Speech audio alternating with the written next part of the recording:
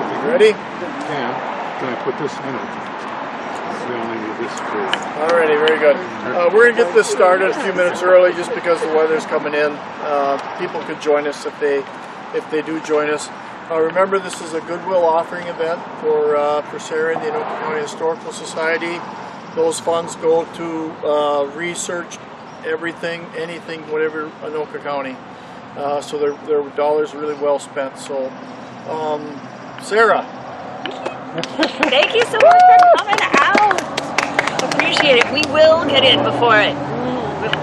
Our collective things. A few things to note. This is a cemetery. There is not level walking ground. There are also obstacles in your path. So watch where you are walking. Remember, we're here to honor and remember our neighbors of the past, being respectful to their memory and resting place as much as possible. That being said, it's pretty impossible not to walk on or very, very close to graves in the cemetery. So we just ask that you tread as lightly as possible and send a greeting to them as we walk on by and whatnot. Welcome to St. Genevieve Cemetery. It's pretty impossible to have a cemetery tour here without talking about the history of Centerville and St. Genevieve's, right? You all probably know a lot about that, but we'll start with an overview. Maybe I'll touch on something you didn't know. The Centerville and Anoka County land was once shared by the Dakota and Ojibwe tribes. This land was ceded to the U.S. government by the Wahpeton and Sisseton bands in 1851 as part of Secession 289. So it was around this time, a little bit earlier, that French-Canadian traders, fur trappers, and European settlers were starting to come and settle in this area, right? By 1860, all of Centerville, so the city of Centerville as we know it, and all of Lino Lakes, because that was Centerville too. In 1860, there were 350 people counted for the census, so those white settlers. And a large contingent of them were coming from Quebec, right? You'll get tired of me saying Quebec on this tour. So many people. And they're really creating a community for themselves, right? And that included the new Church of St. Genevieve's. Father Gueffin, I love reading his memoirs and his story. And he has little tidbits about that early church. He wrote, the last Sunday of September 1861, I took charge of the parishes of Little Canada and of Centerville, which had no home for the priests. He had for a church a little unfinished chapel, 16 by 24 feet. I did the calculations. That is 384 square feet for a church. Pretty tight quarters. Less than 10 years later, he said, the church upgraded to one built of brick. It's about 7 times larger. This time it's 34 by 80 feet.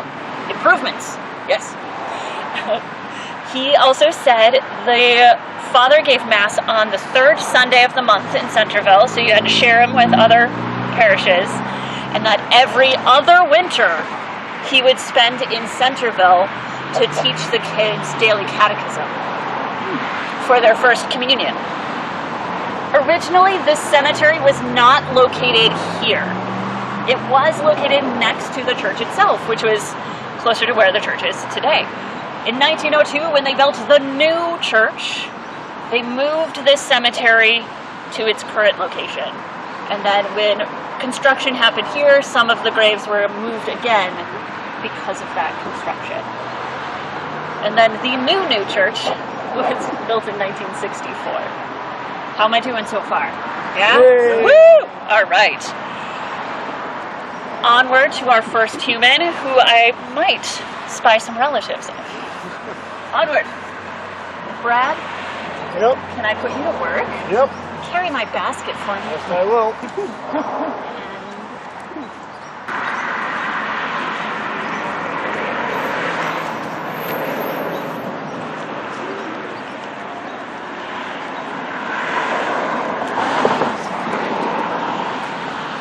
Who is this?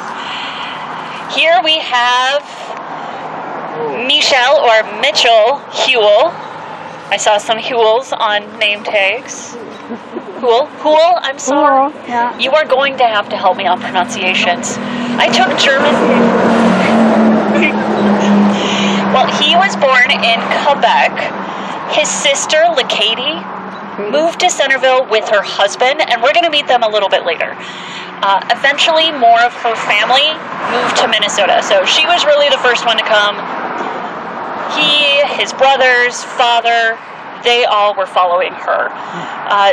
Their father moved to Centerville, opened a grocery and dry goods store before purchasing a farm near Peltier Lake.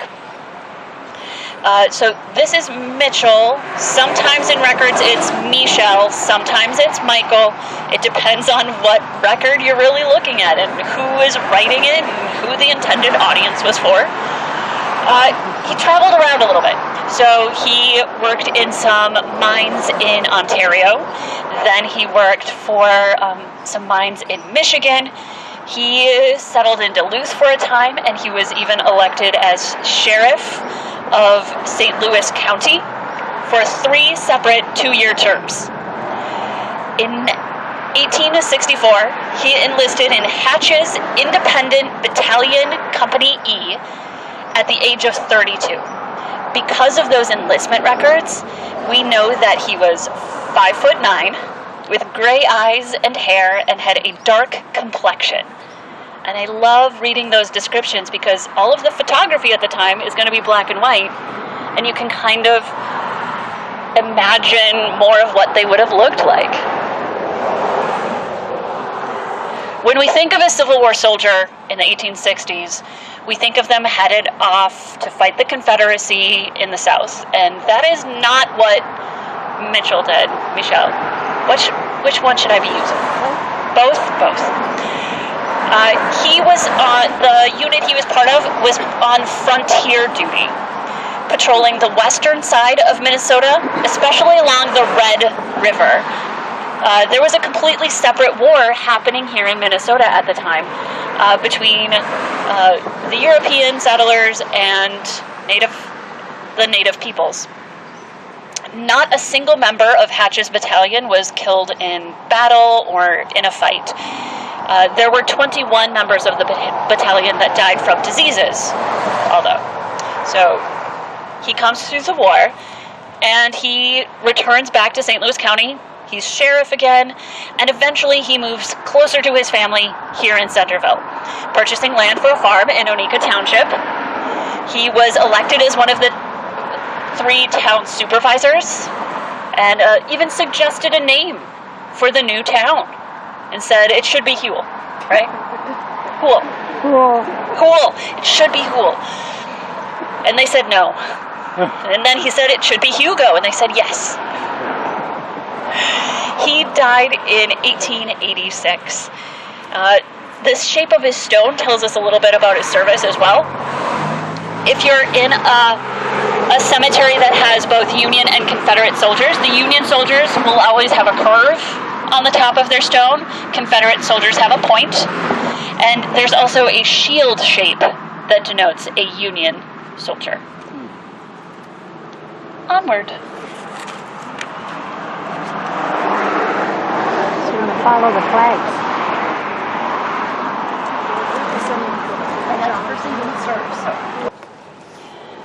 We are here to talk about some natives.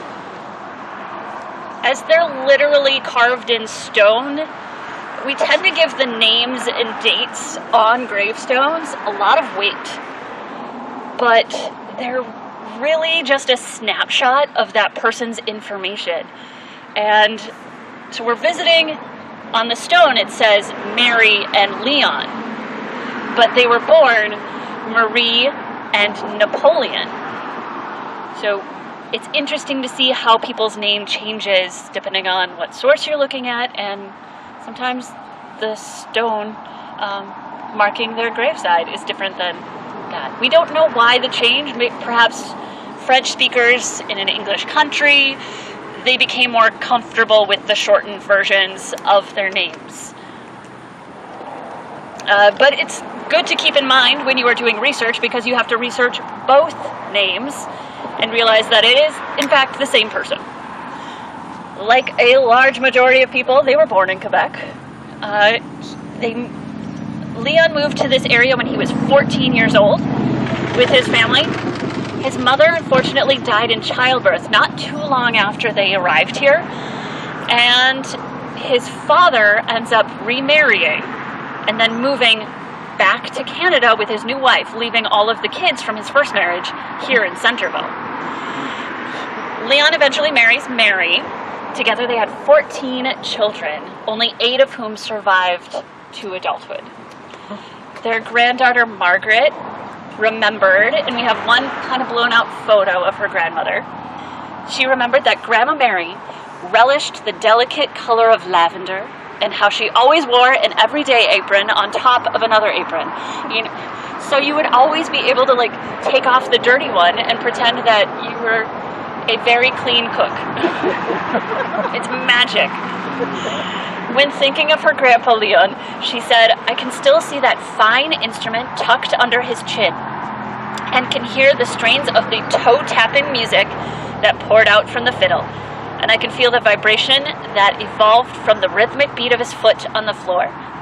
And she said that they both switched between French and English with ease and agility depending on their moods.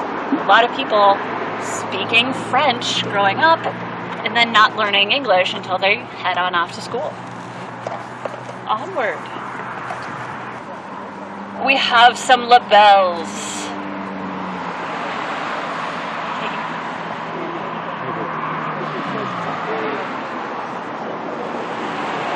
Ovid here was born in 1831 in Quebec.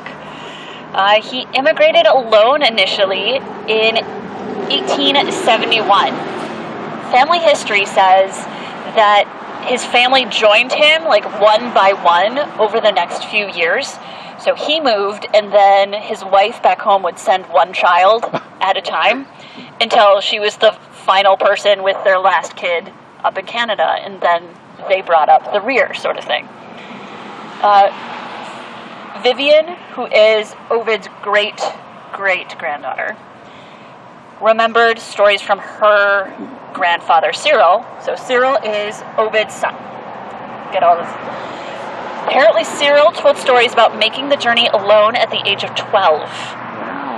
He didn't speak any English, and they say that he had a little card pinned to his jacket that would help tell people where he was supposed to be going.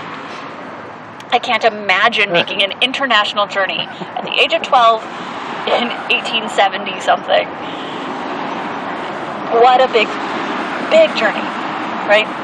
So Ovid is also following family to this area. His father and siblings had already made this trip. They're not moving to Centerville right away. So they're in Wisconsin, they're in Michigan, but by 1878, we know for sure that they're in Minneapolis. And they are specifically, I can tell you the exact house, it is the Godfrey House. It is still standing today, and it's amazing. It is known as the oldest standing wood frame house in Minneapolis. It was built in 1848. But when Ovid and his family moved in, it was a boarding house in 1878. Kind of in the middle of the St. Anthony Mill District. It was a really noisy, dirty area at the time. There were 2 iron foundries. There was, what else was there? A machine shop, a warehouse. So it was really close for the men to work. This house that they're living in has 5 bedrooms. We know all of this because of some census records. So it has 5 bedrooms. 6 families are living there, and 28 people. Really close quarters. And if you want, it's a museum now. You can go and visit it yourself. Ovid passed away at the age of 82 in 1913. And for how common his name is in this area, he only lived in Centerville for the last 2 months of his life. His son, Francis, his son Ferdinand, purchased a farm here in the early 20th century, and Ovid only joins him in the last couple months of his life. He passed away from chronic cholecystial nephritis with contributory atrophy of liver. His obituary didn't run in the local newspapers, the county newspaper. It actually was put in the French language newspaper. Translated, it is Echo of the West. And it was really marketed to the 70,000 French-Canadian citizens that lived in Minnesota at the time. It had a subscription base of about 5,000. We have a little bit of a mystery here as well. So this is his daughter, Olivine, and I can find records where she gets married, and so her last name changes. But at some point, something happened because she's buried next to her father with her maiden name. So there's some sort of mystery going on, but I wasn't able to solve it in time for the tour. So if anybody wants to take up the mantle. Thank you, Flower.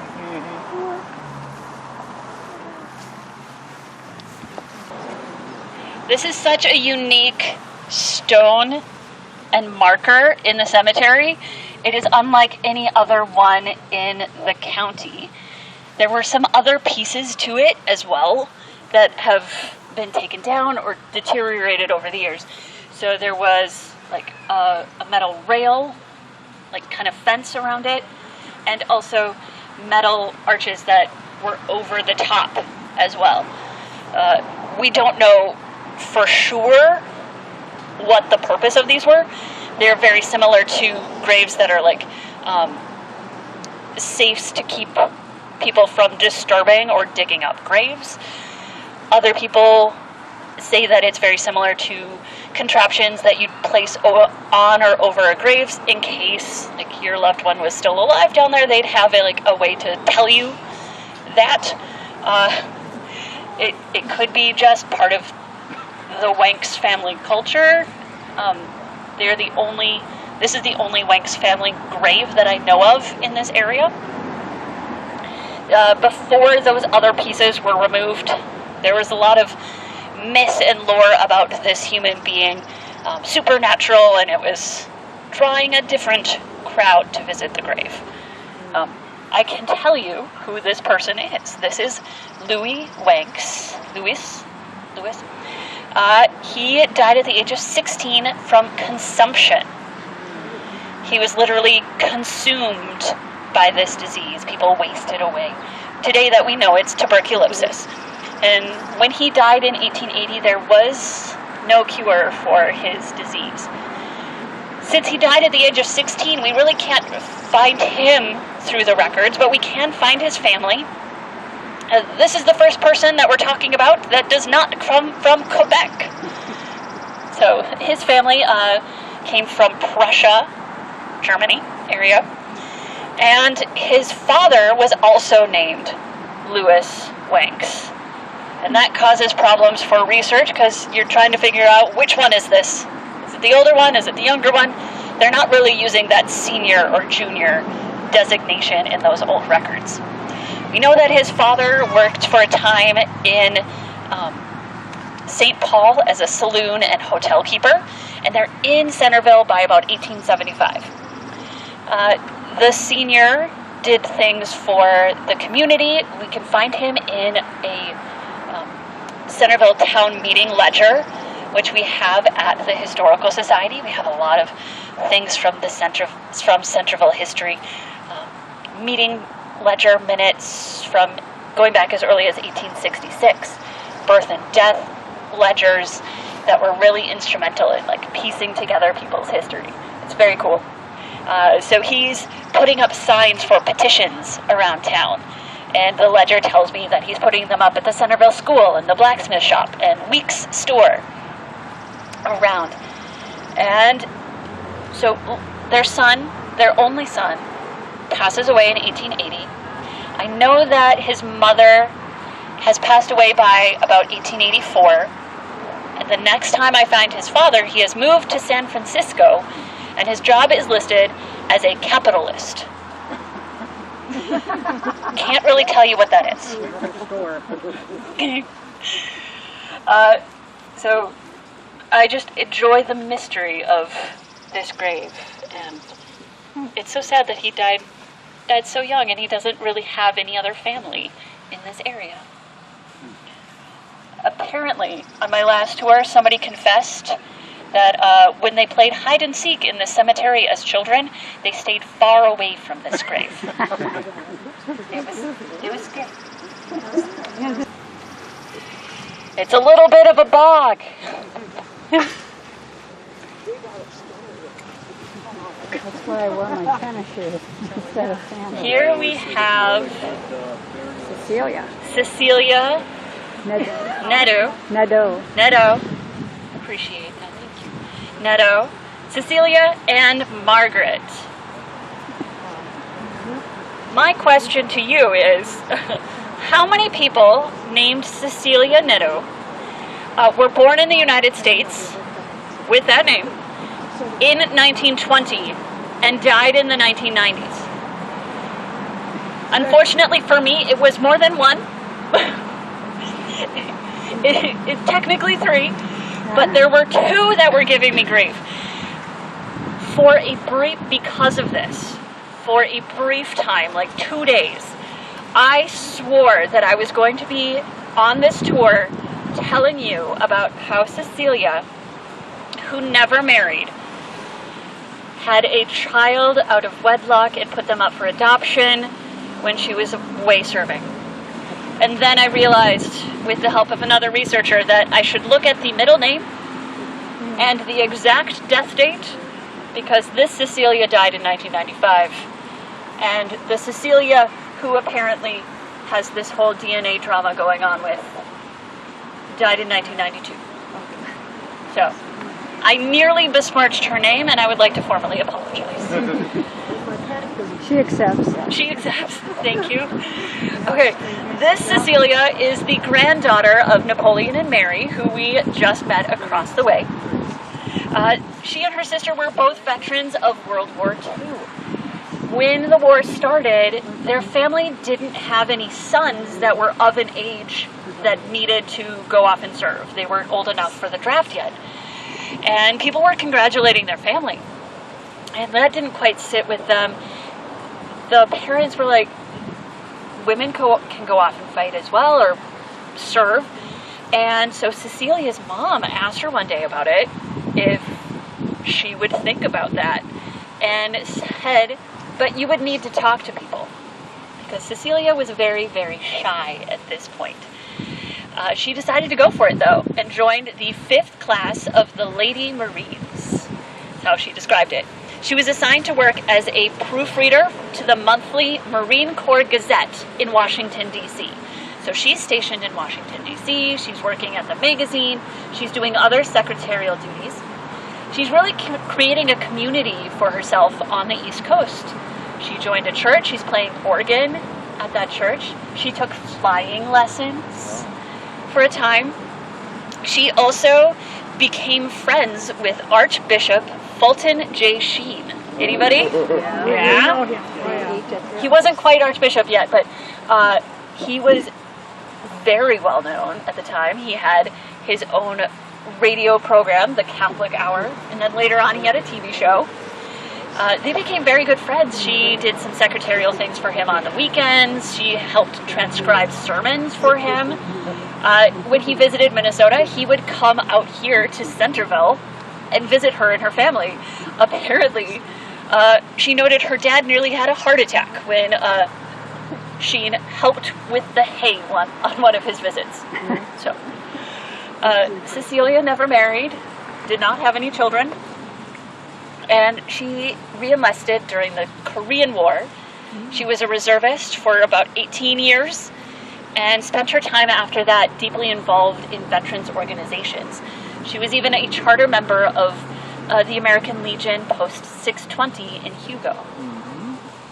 I've had a number of people that knew her personally. Yeah? Taught her choir. Taught your choir. Yeah. Beautiful. Her baby brother married my sister. Okay. He didn't go to war because he was baby. Yeah, he was little. Well, her sister joined her in World War II. Oh wait, here's Cecilia in her uniform. She was so pretty. Oh, yes, so pretty. Look at that. Yeah, so sweet. Oh, gosh. So Margaret, her story is a lot different than Cecilia's. She graduated from nursing school in 1943, and she was promising her supervising nurse that she would stick around because there was a nursing shortage in Minnesota due to the war. And she didn't keep her promise. She enlisted in the Army Air Corps, specifically service in air evacuation. After training, she was assigned to a newly formed 831st Air Evacuation Squadron. First, she was flying patients from the coast and to hospitals in the United States. Later, they're transferred to Hickson Field at Pearl Harbor for service in the Pacific Theater. So her job is the squadron would go and pick up patients from hospitals on the various tiny islands. The plane that they're flying was equipped for 24 to 30 patients, very often suffering from severe injuries, like limb injuries, abdominal injuries. The plane that they're in, it's uninsulated, it's unpressurized, it's flying at a maximum of 10,000 feet above the Pacific Ocean. She's describing when you're in this plane, you're flying and all you can see is water. And she flew to more islands than she could count. In an interview with Pioneer Press, she confessed that the hospitals that they're going to, they called them hospitals, but you'd go in and sink to your knees in mud. The work was dangerous. She even volunteered to help once prisoners were rescued from a Japanese internment camp in the Philippines. So she volunteered to help treat them after they were rescued and taken away. She remembered that some of those prisoners, among them there were 60 Army nurses that had been captured 2 years before in Corregidor. So she really connected with that. She said she was unprepared for the mental health and psychiatric problems that she was encountering. She earned the Air Medal for 2,000 hours in the air during her service. I was holding that up right side up. Okay. Yeah. Onward. Good job. Oh, Beautiful pictures. Wow. Yeah, that's people are coming to. all right, we have Eugene. We're going to remember Eugene Peltier right here. He was born in 1890 here in Centerville. What's kind of unique about him versus some of the early people we were talking about is his parents were also born in Centerville. So he's one of a first generation where his parents did not immigrate from someplace else. On his draft card for World War I, he's 27 years old, and he is writing that he needs an exemption. So he shouldn't go off to fight because he's been widowed, and he has to take care of 2 small children. Oh, wow. He's also a village justice and treasurer, so he did not have to go off and fight in World War I. So he's filling out that draft card in June or July. So he wasn't a single father for long. By September, he had remarried his second wife. They had 8 more children together. He was also a blacksmith. So this is his blacksmith shop in Centerville. But by 1925, he moved the shop to Hugo. His grandson, Jerry, remembered watching his grandfather work and even helped finish some railings that they made together for the Hugo Church after it had burned in a fire in 1947. Yep. Another grandson, Archie, went on to describe the shop in Hugo. Archie said it was dark and grimy as the windows were very dark and light came through the front doors. It was not very big, and most work was done on the floor just inside of the front sliding doors. He said Grandpa would electric weld without goggles, with a cigar sticking out long and straight between his lips. Archie clarifies, not in the corner of his mouth, but sticking straight out from the middle of his lips with smoke curling up. He didn't suck on it, it wasn't wet, and it never went out. He had thick white hair combed back, no hat. He had big hands and smelled like beer and burnt coal. I just love the memories of an adult thinking back on their memories as a child of their grandfather and their grandparents and what you remember about them. So he created this 25-foot iron cross. Originally, the plan was to donate it to the cemetery in Hugo, but that didn't work out. Maybe they wanted it to be in the same cemetery where he was buried. I'm not sure about that detail. Do you have details for me? Am I getting something wrong? Father Fortin didn't want it. The priest in Hugo did not like it. The priest in Hugo didn't like it. There was something about the design, so he got upset and just brought it over here and put it up. Oh, okay. Yeah. Well, it was put up in 1960, and Eugene passed away in 1961. I used to stand in the shop every day when I was in school. Oh, that's so cool. It was next door. Can you affirm that he smoked cigar? Well, Yes. yes. Always. Okay. And there's more stories. Onward. Had a bottle of whiskey too. We're Cigar and whiskey, huh? Yeah.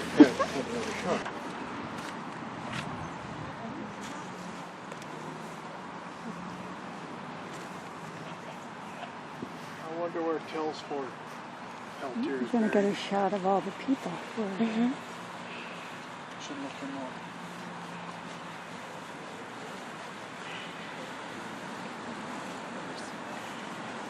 I have another human that tested my research. Oliver Peltier over here.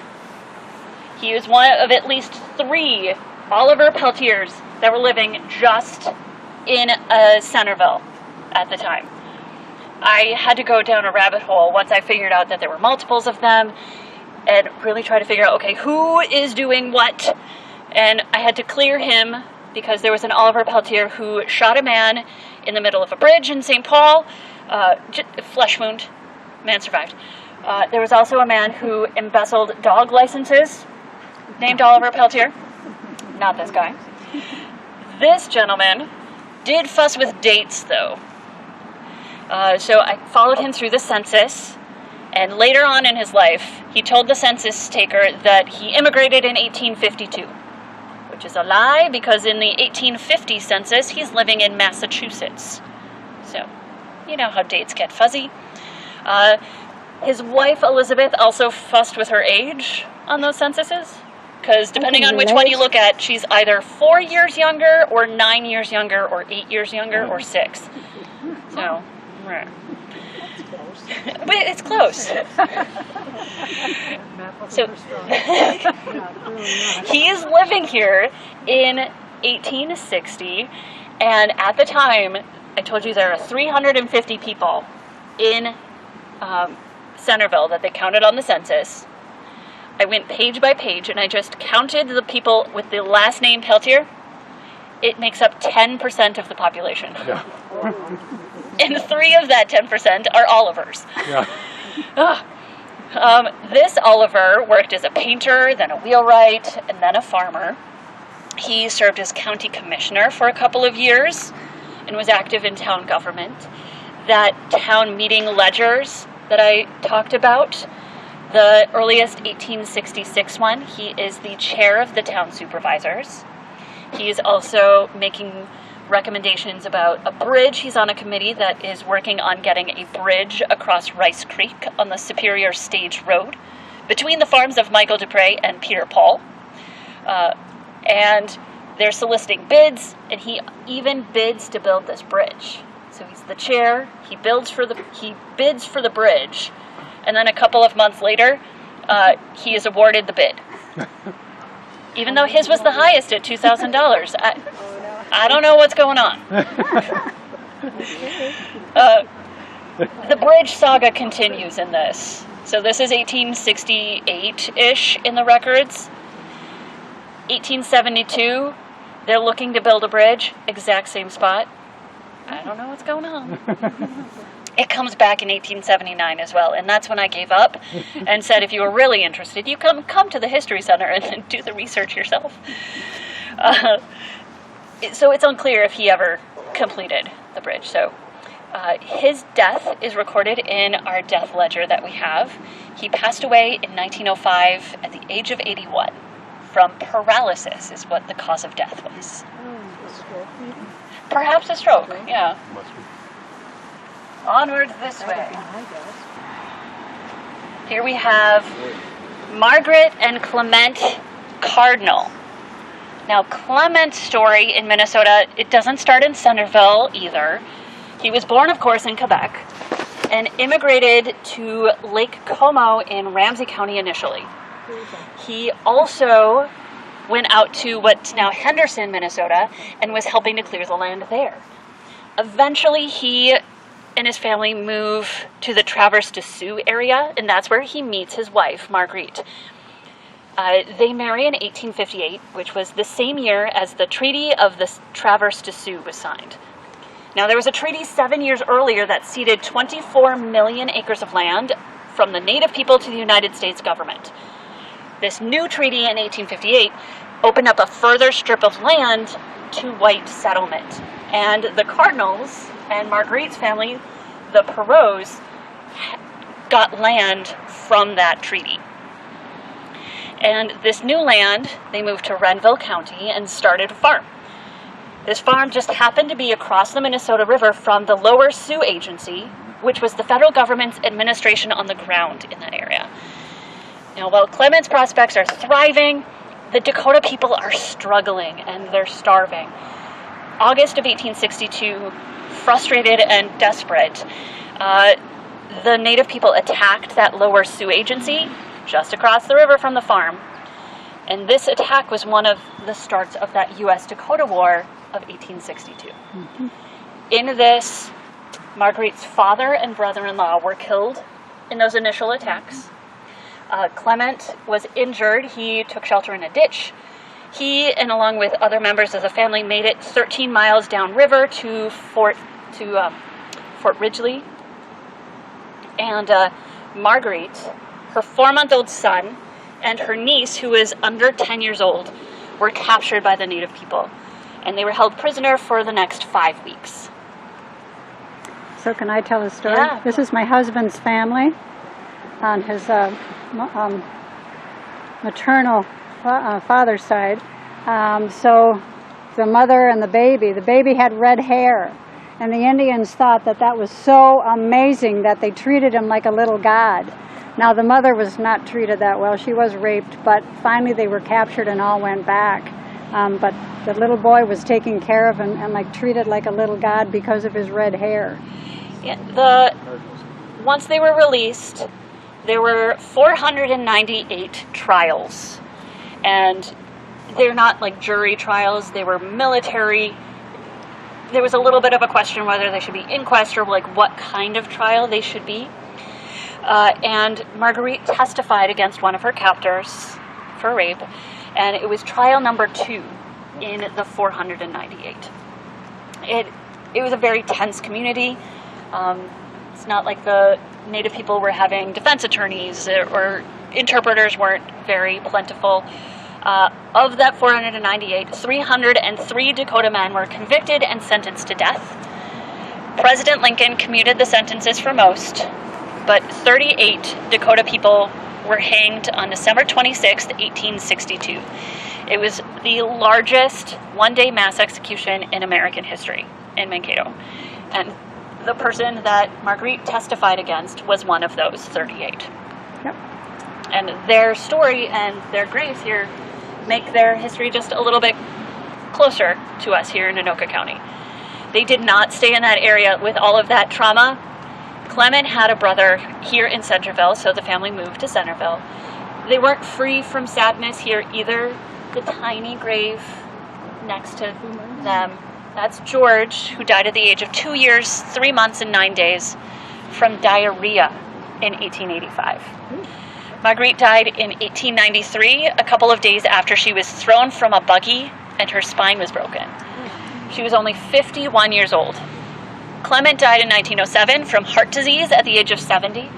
His obituary ran in that French language newspaper I told you about, and loosely translated, it read that the pain of his wife's death did what the Indians did not, pierce his heart with an untimely fatal illness.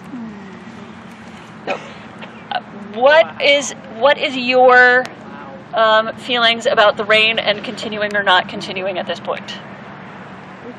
We can continue? Yeah. All right. I will not feel bad if people end up pulling the plug on me. So I will continue on until you as a collective group tell me not to. Exactly. All right. I bought a big one. Such a gorgeous stone. It can really be considered a piece of like gravestone folk art. Yes. Really. Designs like this tree shape became popular from about the 1880s to the 1920s. It's a shift in how people are thinking about wanting to be remembered after their death, really remembering a person's life in a different way. So implications and ideas of the tree symbolizing a life cut short, or the branches representing like children, sort of thing. It's not always the case, but in some instances. Also, like recalling it, the tree of life and knowledge from the Bible in other instances. For Mathilde here, it really represents a life that didn't leave many ripples in the historical record. And that is me dancing around that I don't know a lot about her. She shows up in the 1861 Canadian census with her parents, 7 siblings. I can find her in a church record in 1871, but the age of the documents, the quality of the scans, the fact that they are records from Canada at the time, they're in French, or they're in Latin with like French overtones. So that hurdle of trying to figure out what's on them. She shows up on like one state census in the United States, and it doesn't really give me a lot of extra information. It tells me that she was female and what her age was, and that she was from Canada, and that her parents were of foreign birth. Yeah. Things like that. She's listed on that census with her husband and 5 children. So sometime after his wife's death, August moved to Oneika in Washington County, lived with his son Hector. So we don't know where Hector is. The St. Genevieve Cemetery map doesn't include him as being next to Mathilde, and there's no other grave in local cemeteries. So perhaps he's next to her and was just kind of snuck in, but I have no record of it. Despite all of this lack of information, we will always remember her because of this amazing stone. And so that's why I think the final line on her gravestone is so perfect. Mm-hmm. Like many, it's written in French, but the last line says, "Gone but not forgotten." So despite how hard it is to like find personal information about her in records, she's gone but not forgotten, and I love that about her. Onward this way. Well, look, Katie started off as a hool, so she is the person that her brother, who we first started off with, Mitchell down there, she is the family that he followed to this area. She was born in, say it with me, Quebec. She married Francois here. They were 16 in 1847. Together they moved here. We have a birth and death ledger at the Historical Society, and I really love this book because if you open it from one direction, it's the birth. If you flip it over and open what was essentially the back cover, it's the death records. So that it's like 2 in 1. Perfect. But she shows up twice in that ledger. One for the birth of her final child, Phileas. He was born in 1873. She had a total of 10 children, but only one of them shows up in a birth record because it just wasn't required at the time. Minnesota didn't require people registering births and deaths until 1870. And then it took a little learning curve of people being able to do that. In the case of a death in the family, if you did not submit the information within 30 days, they would receive a fine issued to the eldest next of kin, not to exceed $20. So her final son is in the birth section. Unfortunately, the second time she appears in that book, it's in the death section. And it's recording her death from cancer in 1880. Can somebody read the death year? It says 1881. I am confident that I am right because I have that official ledger. It says it has the date specific month, day 1880. It says her death wasn't recorded until about 6 months later, though, so closer to December. And so potentially why we have the 1881 is that they didn't order the stone until the next year. And so it was just printed that way. So another reason why you can't always trust things that are even carved in stone. Right? There's also a spooky coincidence. She shows up in the 1880 census. So the census taker came by and visited their house on June 7th, 1880. Just 3 days later, on June 10th, she passed away. Wow. So we have this vision of who she was surrounded with in her final days.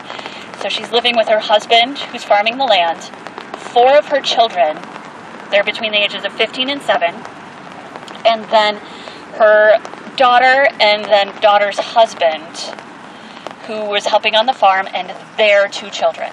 So she's really surrounded by family in her final days.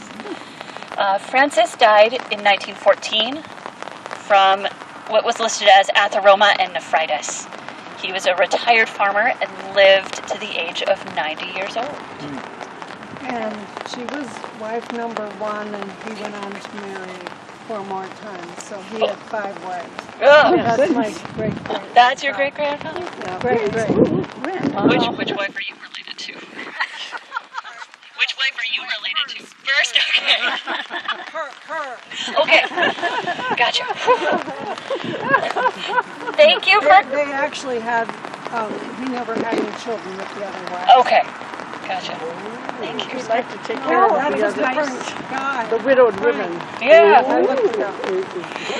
Thank you for coming along with me. We didn't get too wet. No, I appreciate you coming on out and sharing all of the history with me. I will stick around if you want to share anything with me. Otherwise, stay dry, stay safe, and come visit me at the Historical Society sometime. I'd appreciate it. Anytime you want to research in those Centerville ledgers, any researcher can come and we can get them out for you. So appreciate it. Have a wonderful rest of your day. thank you so much. Thank you. Yeah, it was real good.